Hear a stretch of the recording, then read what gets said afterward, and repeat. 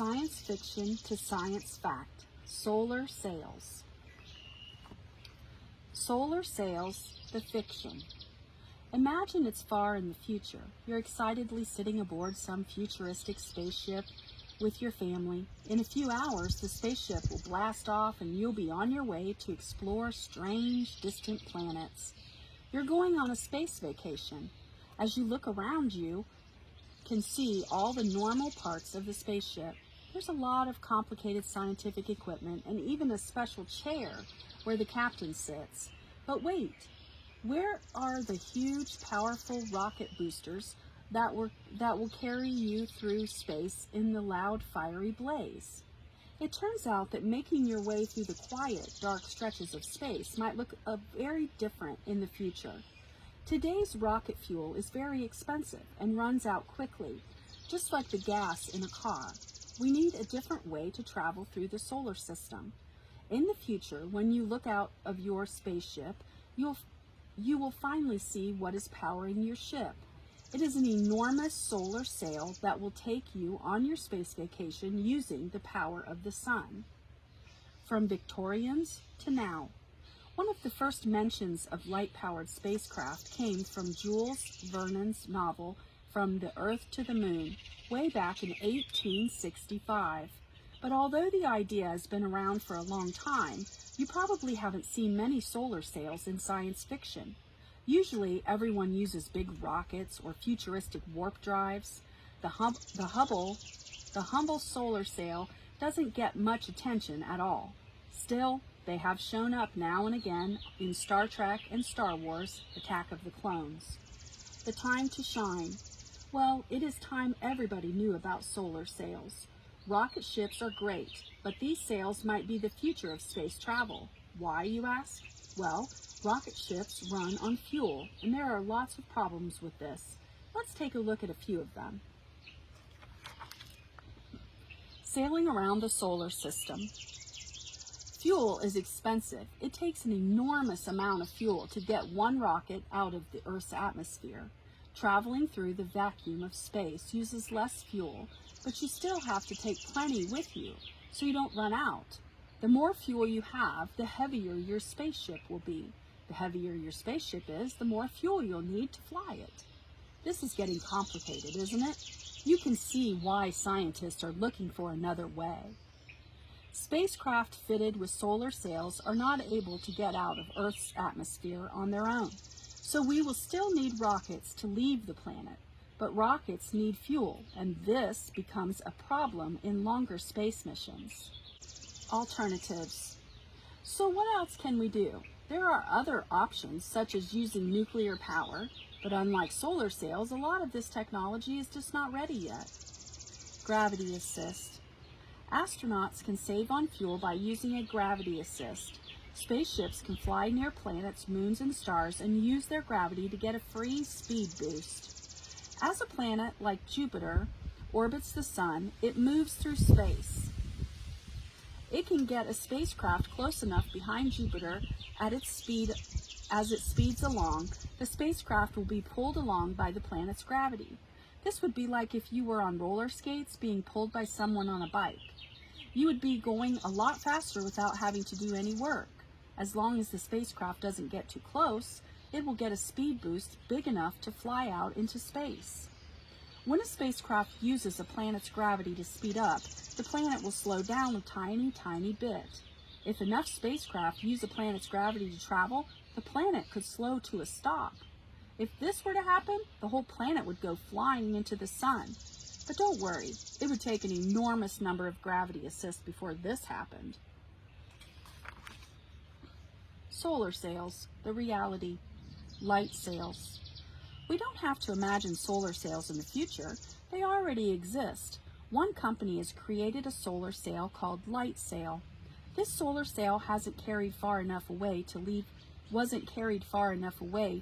Earth's gravitational pull. However, it still worked well enough that they decided to make another called Light Sail 2. Both sails were carried into space by a much bigger rocket using rocket fuel, but after that, Light Sail 2 should be able to travel on its own using the power of the sun. Sunjammer and NanoSail-D. America's space agency, NASA, wants to get involved with solar sails too. The first solar sail they sent into space was called the NanoSail-D. It orbited Earth for about 240 days before coming back down and burning up in the atmosphere. NASA had plans for a second project called Sunjammer, which was going to be a much bigger sail, but this one never had a chance to sail the night sky, which is a shame because it had a much cooler name. When the NanoSail-D was orbiting Earth, it would sometimes reflect the sun's light. If you were looking up at the night sky in the right place at the right time, NanoSail-D would have looked brighter than even the brightest stars in the night sky. This is just the beginning. There are plans to take solar sails much farther, in fact. Solar sails have already been much farther than this. But before we get to that, we need to know exactly how this all works. To understand how solar sails can be powered by the sun, we need to talk about light. What is light? Light is a wave of energy. It is made up of streams of particles called photons. These photons travel through the vacuum of space faster than anything else in the universe. Each ray of light has a wavelength. A wavelength is the distance between the same point on two waves, whether it be light waves, sound waves, or waves in the ocean. A short wavelength means the light wave has more energy. A wave of light with a long wavelength has less energy than a wave of light with a short wavelength. Spectrum of color. The color of a ray of light depends on its wavelength. Red light has a longer wavelength, whereas blue light is shorter. If a ray of light has a wavelength longer than red, we can't see it anymore. Long waves like these include infrared, radio waves, and microwaves, none of which we can see.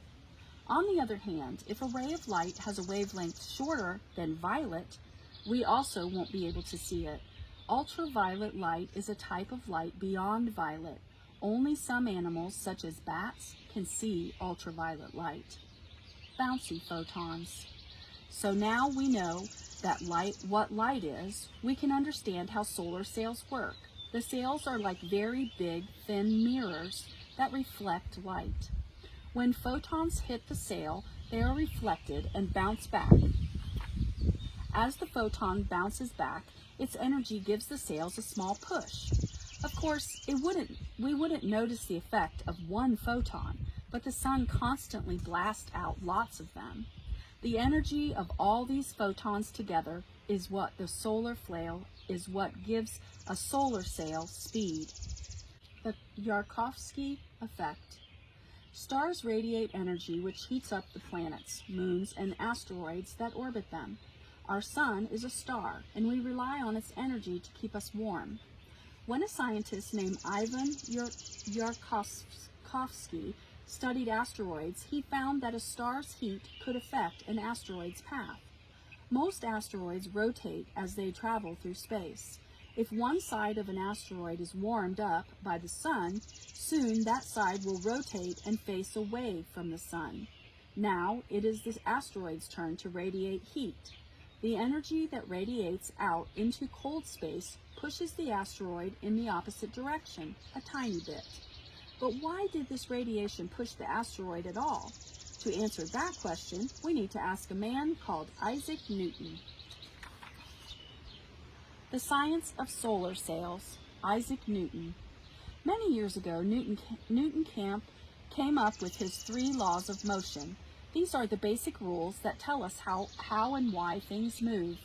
For the most part, we still use them today. The only one we need to focus on right now is law number 3. Could you remind us what that is, Newton?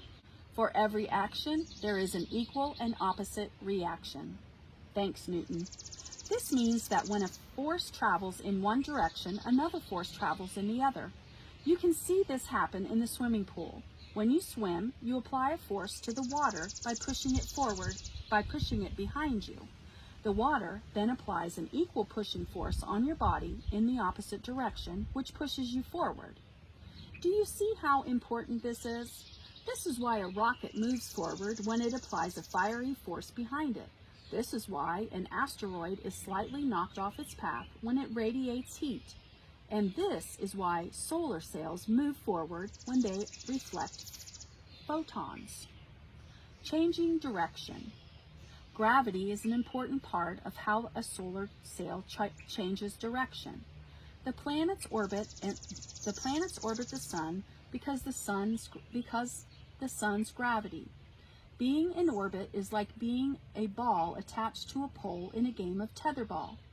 If our solar system was a gigantic game of tetherball, the sun would be the pole, gravity would be the string, and planets would be the ball on the string.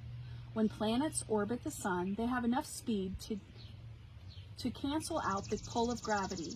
If they weren't moving so fast, they would fall into the sun, just like the ball would fall towards the pole in the tetherball if you stopped hitting it. As long as nothing slows them down, planets will orbit the sun forever. When a solar sail wants to travel round a solar system, it also orbits the sun, but depending on the angle of the sail, the spacecraft can move in different directions. In order to change their direction, solar sails turn off parts of their mirror sails so the photons are absorbed instead of reflected. By turning off the left side, for example, photons will only push on the right side. This causes the sail to rotate.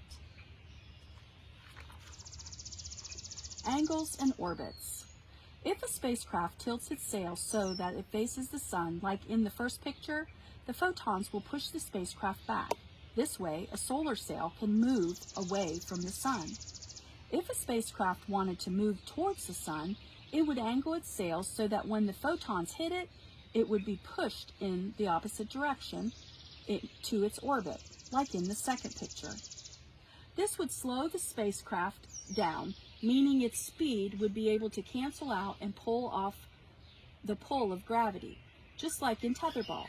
When the ball has less speed, it spins closer to the pole and eventually stops when it touches the pole. The same thing would happen with a solar sail.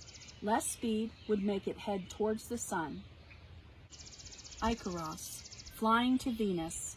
A solar sail called Icaros detached itself from a rocket in space with a mission to fly to Venus all on its own. It was going to be the first spacecraft to travel around the space using only the power of the sun. Once it was in space, the next step for Icaros was to spin around and unfurl its sail. About a month after launching, Icaros detached little cameras to take a picture of itself and send it back to Earth. The picture showed that the sails had unfurled properly, meaning the spacecraft was ready for its journey. Later that year, Icaros successfully flew past Venus. It is currently making its way back to us, but keeps slipping into hibernation mode due to lack of power. This is no time for sleep, Icaros. NASA's asteroid mission. We've already heard about NASA's Sunjammer and NanoSail D, but it turns out that NASA isn't done with solar sails yet. NASA wants to find out about asteroids, so they are sending their Near-Earth Asteroid Scout, or NEO-Scout for short, to investigate. Just like Icaros, the NEO-Scout will be folded up and attached to a bigger rocket. Once in space, it will detach and unfurl its sail, ready to travel to the asteroids. The NEO-Scout weighs around 31 pounds, and the sail would be around 30 feet wide. The journey should take about 2 years, as long as nothing goes wrong. There is a robot attached to the sail, about the size of a shoebox. It will be able to measure all sorts of things about the asteroid, such as how much it rotates and what it is made of. Why do we need to know about asteroids? There are lots of reasons to explore asteroids. One very good reason is that asteroids could be dangerous, especially the ones flying around near Earth. If an asteroid hit Earth, it could be pretty bad news for us, especially if the asteroid was big. In fact, it wouldn't be the first time a big asteroid collided with our planet. Some scientists believe the last big one killed the dinosaurs. As you can imagine, scientists around the world are very eager to stop something like that from happening again. So the more we know about asteroids, the better chance we have of stopping them. We didn't exactly know where life came from and why. Some scientists think life may have formed around hot vents in the deepest depths of the ocean. Some think that life may have been helped by asteroids hitting the Earth. Maybe the one reason you are alive today and reading this book is because some asteroids carried the necessary materials for life to begin and dumped it here on Earth.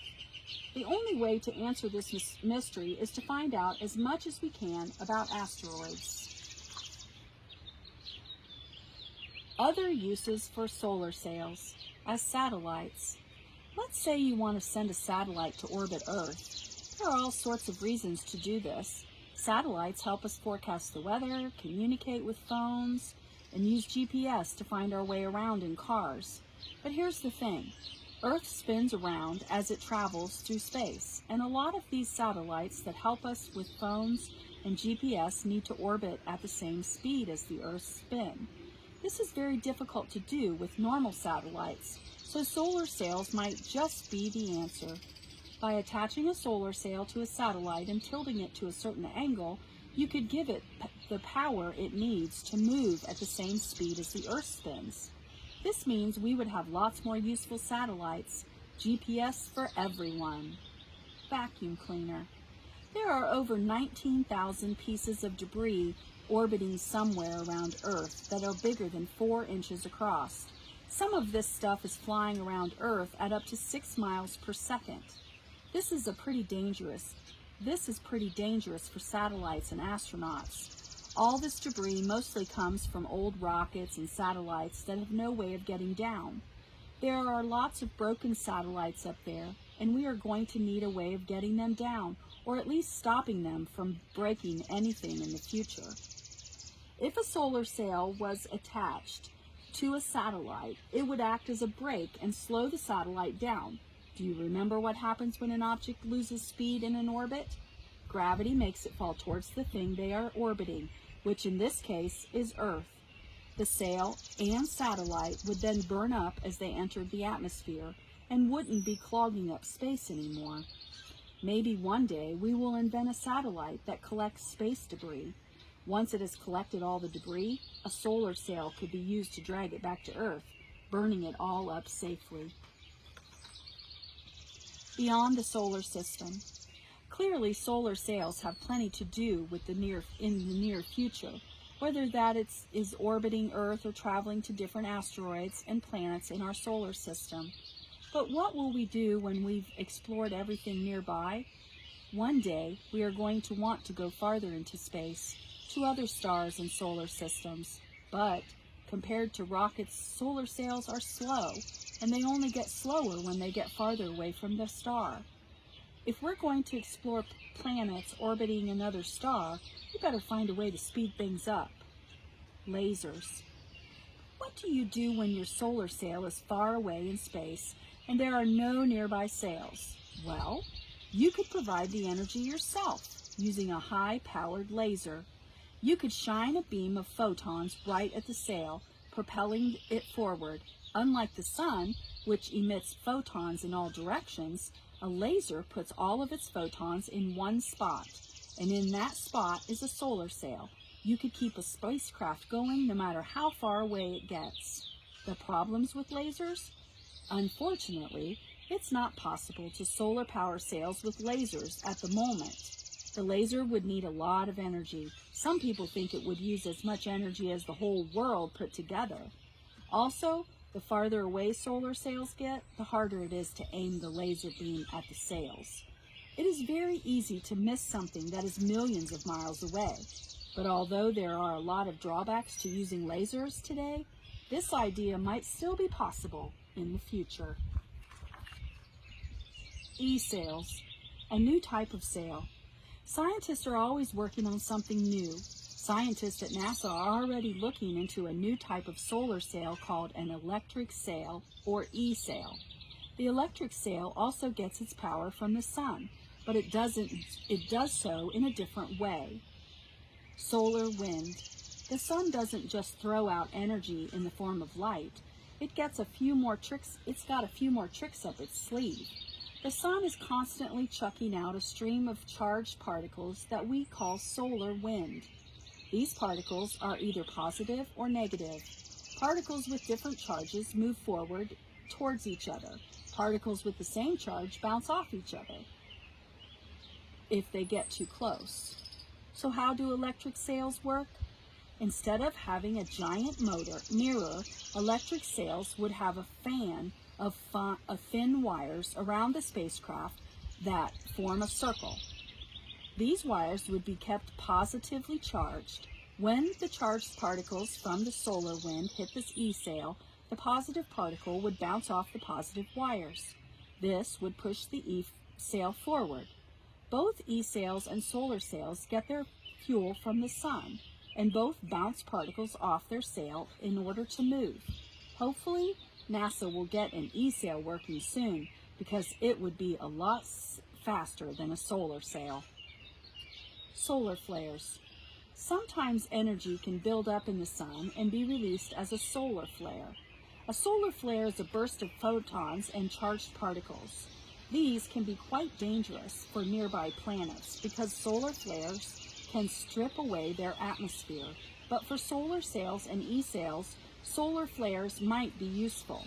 All the extra photons and charged particles would give them a huge speed boost. Mission Starshot. Some scientists have already set their sights on the other stars. By using solar sails, the famous scientist Stephen Hawking and his team want to send tiny probes to the nearest solar system to ours, Alpha Centauri. This mission is called Starshot. Alpha Centauri is a collection of 3 stars, the smallest of which is called Proxima Centauri. Proxima Centauri is a red dwarf. Red dwarfs are much smaller, cooler stars than our sun. However, the probes aren't interested in Proxima Centauri. They are interested in a planet that orbits it, called Proxima b. The probes attached to each solar sail are going to be around the size of a stamp, so they won't be too heavy. This is important because the plan is that these solar sails will reach speeds of around 197,000 feet per second. That is about 20% the speed of light. Even the fastest planes in the world only fly at 0.000405% the speed of light. So how will the probes go this fast? Bigger lasers. Starshot's solar sails will be propelled through space by powerful lasers. Because the probes are so light, it would take a lot less energy to get them moving. That's the idea anyway. When the probes get to Proxima b, they will use their tiny lightweight equipment to take pictures of the planets and hopefully find out all sorts of things, such as what is it made from, exactly how big is it, and if it has been damaged by the red dwarf solar winds. This mission won't happen anytime soon, though. Everything is still being studied to make sure it will actually work in real life. If everything goes as planned, we will receive pictures of Proxima b in the year 2060. You might be wondering why we would go to so much effort to visit this far-off planet. Well, this planet is what scientists call the habitable zone, which means it could possibly be home to alien life. You're excited now, aren't you? Habitable planets. Habitable zone. When we say habitable zone, we are talking about a planet being a certain distance away from its sun so that water can form on its surface. If a planet is too close to its sun, like Mercury is to our sun, it is too hot for water to form. Too far away, like Neptune, and all the water would be frozen. Because it orbits a small red dwarf, Proxima b is a lot closer to its star than Earth is to our sun. What does life need to survive? The truth is we don't know what life needs. There may be aliens out there that eat fire or don't need oxygen to breathe, But we do know that life on Earth needs things like water and air. As far as we know, all life will need these things. So we need to look for Earth-like planets. Even though Proxima b might be Earth-like in some ways, there are all sorts of problems it could have. That's why we need to get a closer look. Still, even if we get to Proxima b and only find a bunch of fiery, lifeless rocks, that doesn't mean we have to give up hope. Scientists think there are at least 1 billion Earth-like planets in our galaxy that may be able to support life. With all those planets, there must be life somewhere. So why is it so quiet out there in the universe? Lots of people have tried to come up with an answer for why we haven't already seen aliens if there are so many other planets. Here's a few ideas. Life is very rare, so there aren't many aliens out there to talk to or visit. Intelligent aliens invent cool stuff and have such nice lives, they don't want to leave their planet. Compared to the whole universe, humans haven't been around for very long, so we just need to wait a little longer. Why do you think we haven't heard from the aliens yet? Interstellar sailing trips, a journey for humans. We've looked at probes and robots, spacecrafts using a solar sail, but what about people? The kind of spacecraft that could carry people would be heavy and slow because people need a lot of stuff to stay alive and comfortable. This doesn't mean it won't happen in the future, but it does mean that solar sail journeys would be very long indeed for humans. Suspended animation. Future space journeys across the galaxy could take hundreds of years. This is a problem. Your pilot won't be very good at steering the spacecraft when they've died of old age. In science fiction, people solve this problem using something called suspended animation. This is where a person is frozen in a special chamber that doesn't age until years later when they are woken up and thawed out. So after you hop on board your spaceship, you would climb into your chamber and set your alarm to wake you up in 100 years. Unfortunately, in real life, we have no way of waking a frozen person up, yet. Human colony. A much more practical solution is the problem of long-distance space travel is to set up a floating human colony. This is a spaceship carrying hundreds of thousands of people. None of these people will actually see the stars and planets they are traveling to, but their great-great-great-grandchildren will. A human colony is like a big town slowly journeying through space. It would have all the things that we would need to survive, like farms, houses, and lots of solar panels to provide electricity. It might also be powered by an enormous solar sail. A spaceship like this would have to create its own gravity and daylight. Everything would be recycled, even air and water.